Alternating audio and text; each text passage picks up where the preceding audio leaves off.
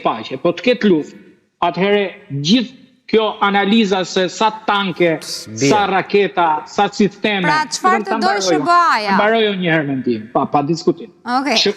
Para 10 minutash, Shtëpia e Bardhë, zëdhënësja e presidentit Trump, ka deklaruar se të gjithë informacionet që qarkullojnë në media në lidhje me mos ekzistencën e bombës bërthamore në Iran janë të gabuara, sepse ekziston gjithë infrastruktura që brenda pak ditësh Irani ta shndrojë në bombë bërthamore nëse merret vendimi politik. Pra, sipas informacionit të ekziston ky rrezik, po, ekziston lënda e parë, infrastruktura, çdo gjë për ta montuar dhe për ta shndruar në bombë, sipas shtëpisë bardhë, jo sipas meje. E para, e dyta. Pse po fiton kohë SBA?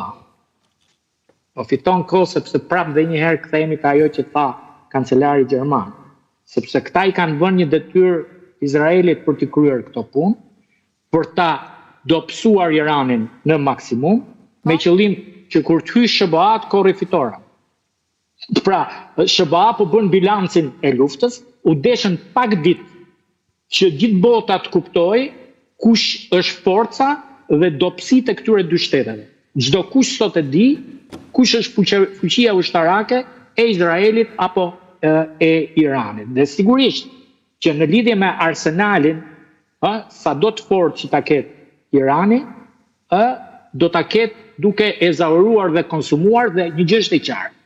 Dhe kjo është e sigurt që hapësira ajrore e Iranit nuk është nën kontrollin e vet Iranit. Që do të thotë, është e vërtetë që nuk fluturon asnjë avion ushtarak iranian, po kontrollohet nga avionet e Izraelit. Pra gjithë lufta është nëpërmjet sistemit të raketave iraniane, të cilat gjithmonë do vinë duke ezauruar dhe Trump po e shtyn që kur hyj, nëse do të hyj si fitimtar, është shumë e thjeshtë logjika që po përdorin. Por mos harrojmë një gjë.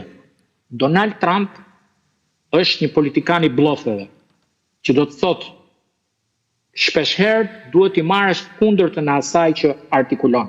Çfarë do të thotë kundërtën e asaj që artikulon? Gjatë mandatit të parë Trump nuk ka bërë luftë. Po, dhe ishte krenar, le të themi, ka quajtur si arritje, që nuk ka pasur asnjë. Donald Trump është njëri që thotë do hyjnë Grenland, do hyjnë Panama, do hyjnë këtu, do hyjnë atje, po nuk hyjnë. Tani çështja është kur thot as po as jo, ta mendoj, si ta deshifrojmë. Kështu që duhet çdo gjë duhet marrë, domethënë të dy opsionet janë të hapura. Por një gjë është e sigurt, që nëse SBA do të hyjë, regjimi politik në Iran bie. Domethënë këto historitë jo hyn Kina, jo duhet dim që po ta vëmë re Rusia në një farë mënyre, po shikon pazarin e vet. Sot Rusia njohu indirekt vendimin e gjykatës për Kosovën, duke e marrë si precedent për ta përdorur atë në Ukrainë. Pra, në një farë mënyre mund të ketë ndarje të madhe, po një pazar e tha Poli shumë qartë, do ndahet Ukraina, do i hapet krau perëndimit në Iran. Pra, loja është më e madhe dhe edhe një herë përsëris, i ftoj të gjithë ata që e ndjekin me shumë interes, me shumë shqetësim këtë luftë. Kjo nuk është një luftë thjesht dhe vetëm mes Izraelit dhe Iran. E qartë. Publicitet, rikthehemi pas